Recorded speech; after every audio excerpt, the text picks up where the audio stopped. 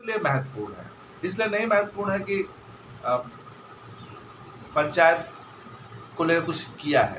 पंचायत को लेके यही था कि पंचायत की अवधारणा भारत में बहुत पुरातन है, बहुत पहले की है, लेकिन उसमें वो कोई बाध्यकारी नहीं थी, उसमें बाध्यकारी नहीं थी। जैसे सबसे पहले जब पंचायत की बात होती है तो 1969 में राजस्थान के नागौर जिले में से बात होती है, भाई पंचायत पंचायत होता है। लेकिन और ऐसा नहीं है कि 73वें संविधान संशोधन से जो संवैधानिक दर्जा मिला है पंचायतों को, उससे पहले सरकार ने प्रयास नहीं किया है। सरकार ने प्रयास बहुत किया था, लेकिन किसी न किसी कारण से वो अंतिम उद्देश्य को प्राप्त नहीं कर पा रहे। कभी लोकसभा में पारित ना हो पाए, कभी राज्यसभा में पारित ना हो पाए, कभी राष्ट्रपति की स्वीकृति नहीं मिल पाए। अंततः है ये मिला, और ये सरकार किसकी थी? पीवी नरसिम्हा राव की। समझे कि नहीं? अब ये तो होता है 73वां संविधान संशोधन 1992, 74वां संविधान संशोधन 1992 और 24 अप्रैल 1993 से ये लागू है। ठीक, राज्यों के ऊपर बाध्यकारी, प्रत्येक 5 वर्ष पर पूरे भारत में पंचायत नगर पालिका का गठन किया जाएगा। उससे पहले की कुछ स्थिति होती है तो उसके हिसाब से निर्णय लिया जाएगा। ऐसे ही अच्छा, इसमें एक और भी है, जब पंचायत के गठन की बात हुई तो आर्टिकल 243 में पंचायत गठन की बात हुई, और 243 से स्टार्ट होकर के 243 और 243A से लेके O तक पंचायत कैसे काम करेगी, पंचायत की क्या संरचना होगी, पंचायत का क्या गठन होगा, पंचायत क्या कार्यकाल होगा, क्या शक्तियाँ होगा, क्या उत्तरदायित्व होगा, ये सब बातें बताई गई। वित्त आयोग की बात की गई, ऑडिट की बात की गई। ऐसे नगर पालिका में बात किया गया 74वें संविधान संशोधन से। सेम क्या परिभाषा है, ठीक, 243P से लेकर 243ZG तक नगर पालिका के बारे में बात की।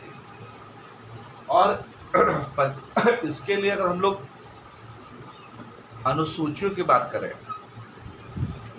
तो जहां भाग 9 और 9 का 9th और 9A में पंचायत और नगर पालिका की बात है, उसी प्रकार इससे जुड़ा हुआ जो शेड्यूल या अनुसूची है वो भाग 11 और भाग 12 है। अनुसूची है भाग 11 और भाग 12 नगर पालिका है।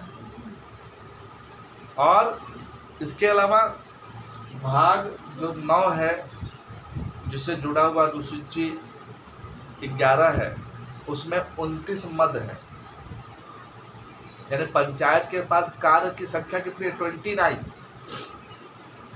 और उसी प्रकार जो नगर पालिका है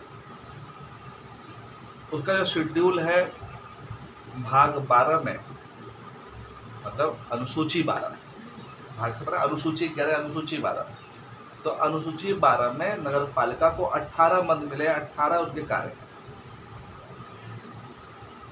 बात समझ रहे हैं? क्लियर है कि नहीं? भाग 9 संविधान का जो पंचायत की बात करता है, 9 का जो नगर पालिका की बात करता है, उससे जब ये 73वां संविधान संशोधन विधेयक 1992 पारित हुआ तो उसके साथ ही शेड्यूल भी बढ़ाना पड़ा, अनुसूचियाँ बढ़ानी पड़ी। अनुसूची बढ़ती है ना, पहले 8 थी, 12 हो गई, तो 11वीं बढ़ी और 12वीं बढ़ी। जो 11वीं बढ़ी, ठीक है ना, वही है क्या? पंचायत, ठीक है, पंचायत से संबंधित है। और इसमें आपको दिखेगा 11 अनुसूची में पंचायतों की शक्तियां, प्राधिकार और उत्तरदायित्व, ठीक। और जब 12वीं अनुसूची जुड़ी तो वो थी नगर पालिका की शक्तियां, प्राधिकार और उत्तरदायित्व। समझ पा रहे हो? अब इसके अलावा आर्टिकल भी जुड़ेगा। जो आर्टिकल जुड़ा पंचायत में वो था 243G, ठीक है, और जो इसमें जुड़ा हुआ था 243W शक्तियां प्राधिकार उत्तर तहत लिखवाए हैं आपको, समझेगा नहीं? इतनी जानकारी आपके पास होनी चाहिए प्रीलिम्स को लेकर के और एक सामान्य समझ के लिए, समझे आप? और जो हम मद की बात कर रहे हैं, मद मतलब आइटम, ठीक, उसका क्या मतलब है? उसका मतलब है कि जो पंचायत होगा और हम ग्राम स्तर की बात कर रहे हैं, गांव की बात कर रहे हैं, तो उस पंचायत में जो हम लोग मद की बात कर रहे हैं, आइटम्स की बात कर रहे हैं,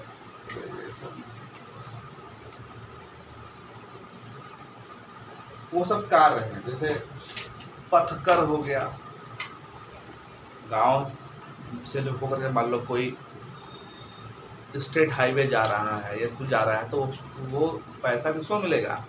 गांव को मिलेगा। बात समझेंगे नहीं? एग्जाम्पल देते हैं, टोल टैक्स होता है, मान लो किसी गांव के बगल से गुजरा, तो टोल टैक्स में गांव वालों से टोल टैक्स नहीं लिया जाता है ना? अगर आपको गांव 1-2 किलोमीटर के अंदर है, एग्जैक्टली हमको नहीं पता कितने किलोमीटर के अंदर होता है, उस गांव से जुड़े हुए हैं आप, तो टोल टैक्स नहीं लेते हैं। बात समझे कि नहीं? मालूम है? ये बात नहीं मालूम है? तो जैसे 9th A हुआ तो उसमें नगर पालिकाओं से संबंधित उपबंध किए गए, ऐसे ही फिर बाद में 9th B जोड़ा गया। जो 9th B जोड़ा गया वो था कोऑपरेटिव सोसाइटी या सहकारी समितियों संबंधित। अब जो सहकारी समितियों संबंधित जो उपबंध संवैधानिक किया गया, इसकी थोड़ी झलक आपको आर्टिकल 19(1) में मिलती है, जहाँ पे संगम या संघ बनाने का अधिकार था। फिर बाद में जब ये जोड़ा गया तो फिर वहाँ पे होगा संगम, संघ या सहकारी समिति बनाने का अधिकार।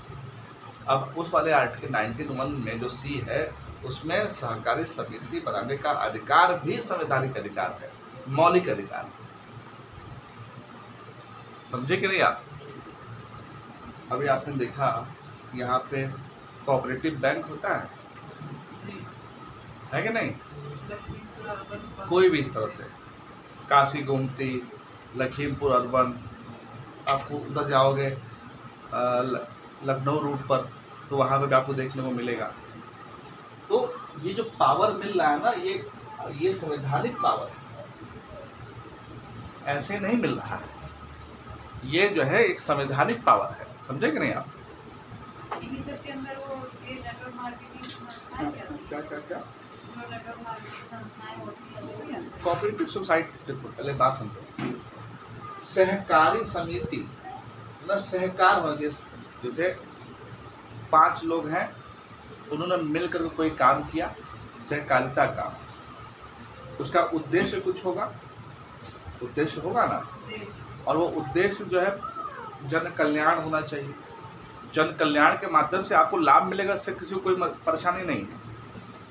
अब जैसे जो आप कह रहे हो मार्केटिंग, ठीक है, या कोई मार्केटिंग, उसमें अगर सहकारिता है तब तो वो ठीक है, बट बाकी MLM जो है कोऑपरेटिव सोसाइटीज नहीं है, वो सोसाइटी नहीं है, रजिस्टर्ड नहीं है। संगठन बनाने का अधिकार है, संगठन बनाने का अधिकार है, उसमें आता है? नहीं, वो कैसे आएगा?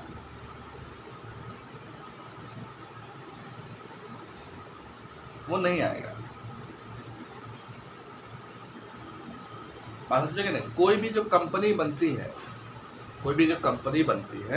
1956 के एक्ट से बनती है, ठीक है?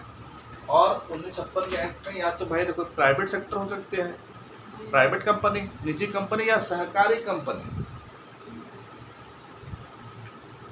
समझे कि नहीं बात?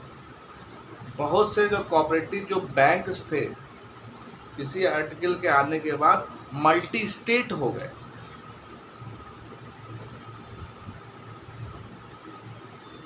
समझ पा रहे कि नहीं? जैसे थोड़ा और समझिएगा, आर्टिकल 243 और 243A में पंचायत और नगर पालिका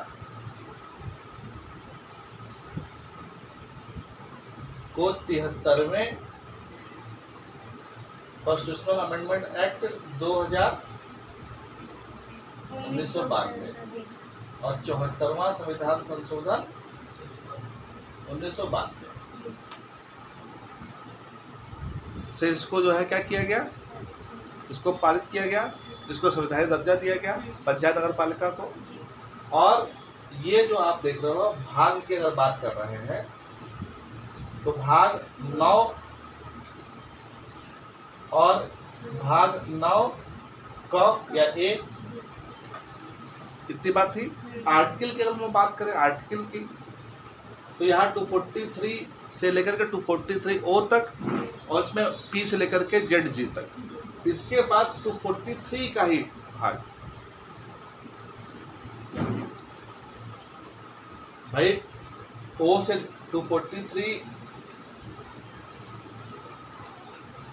एसपी का फुल फॉर्म मतलब था राज्य के नीति के निर्देशक तत्व, यानी नीति के लिए क्या निर्देश है और वही निर्देश को जब वो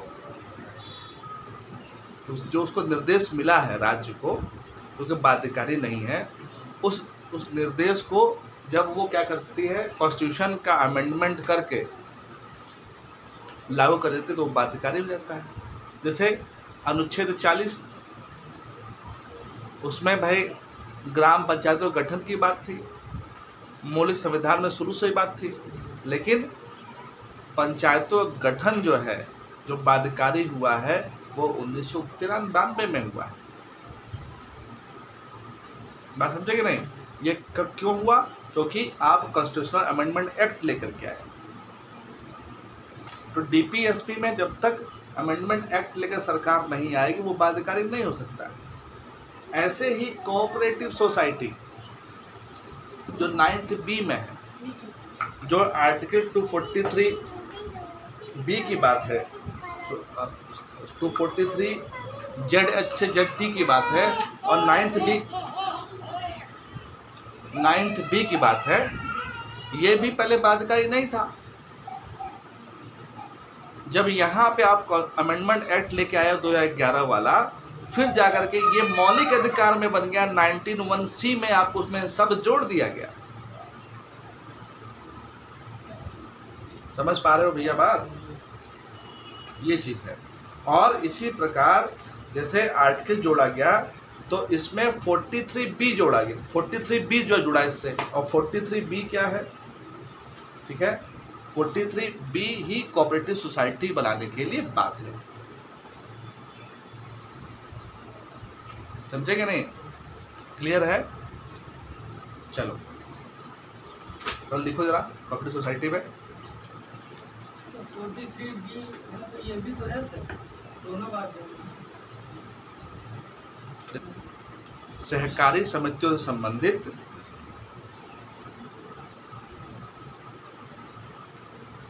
मौलिक अधिकार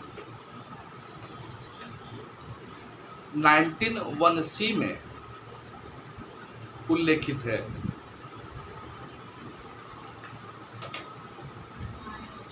19(1)(c), 19(1) तो पता ही है, वाक्य एवं स्वतंत्रता का अधिकार, वाक्य व व्यक्ति की स्वतंत्रता का अधिकार है ना।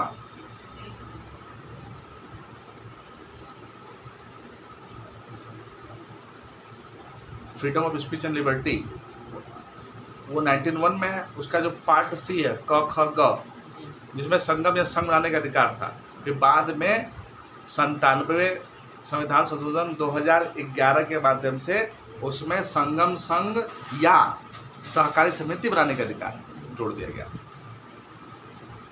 क्या लिखे, 19(1)(c) ठीक है, जिसमें सहकारी समिति बनाने का अधिकार उल्लिखित है। इसे 97th अमेंडमेंट एक्ट 2011 से स्थापित किया गया।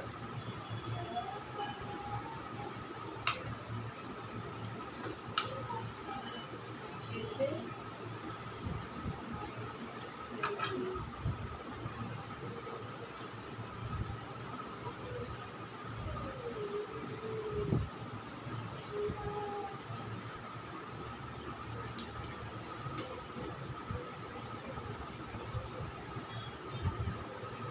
11 से बनाने का अधिकार। स्थापित किया गया और आर्टिकल 43B इससे जुड़ा 43B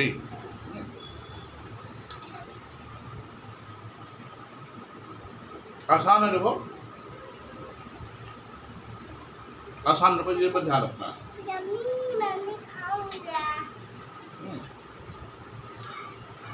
और लिखो जोड़ा गया, ठीक है ना।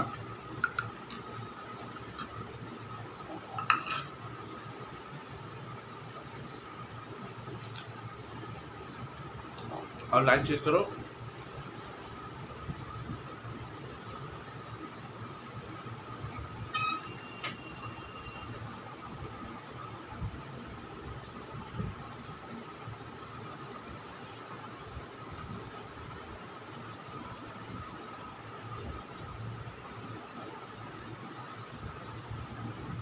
यहाँ तक है ना।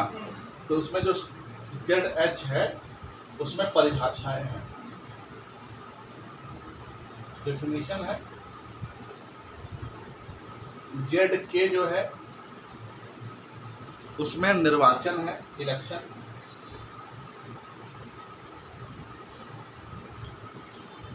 और जो ZM है उसमें ऑडिट है। ऑडिट मतलब लेखा परीक्षा।